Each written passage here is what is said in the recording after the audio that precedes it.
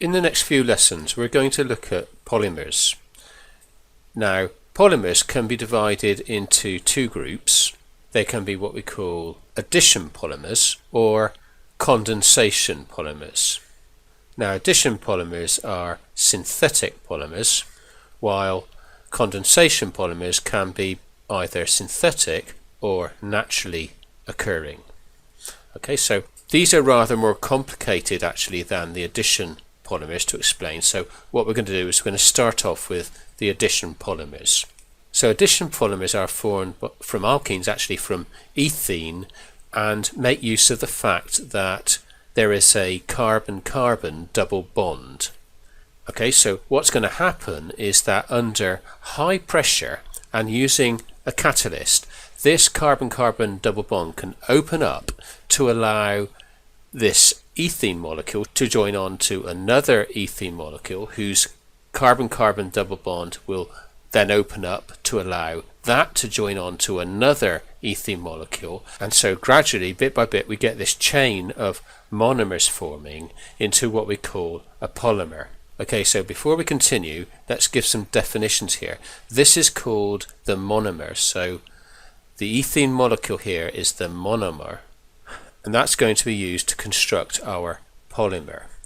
Now, these reactions take place at high pressure using a catalyst, and the catalyst is vital in the process of opening up these double bonds. Okay, so once this double bond has been opened up, it can then link on to another ethene molecule. And so two catalysts that might be used in this process is concentrated sulfuric acid or peroxide free radicals.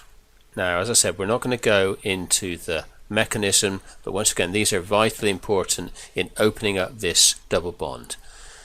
Okay, and so that's the monomer, and so these can form very, very long chain polymers made of thousands of polymer units. So the polymer unit in this case is represented using this diagram with the unit in square brackets, and this N refers to the number of units in the chain. So what we can say is that we're polymerizing N molecules of ethene to synthesize a polymer with N polymer units.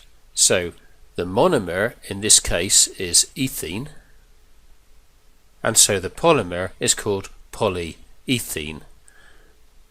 Poly means many, so that's many units of ethene, commonly known as polythene, which is used to make plastic shopping bags. Okay, and the type of polymers used in this type of bag can have anything up to 10,000 polymer units in a chain. So N in this case could be up to or even greater than 10,000. Now, before we finish, we should just mention that we should show the polymerization equation using the chemical formula rather than the structural formulas, because that often comes up in exam questions. So just so that you're familiar with that, and what we have here then is N molecules of ethene being polymerized into N units of CH2. That's this C2H4 polymer unit here. And what is often done is this unit is written within brackets like that, and then the adjoining bonds pass through that bracket. I'm not sure why they do that, but that's the way they do it, okay, so that you're familiar with it. And that just means the repetition of N of these polymer units. Okay, so you've got N molecules of ethene being changed into a polymer of N polymer units. Now, polythene is just one example of many different types of synthetic polymer. In the next lesson, we'll look at a few more different types of addition polymers which could be useful for your IGCSE or GCSE exams.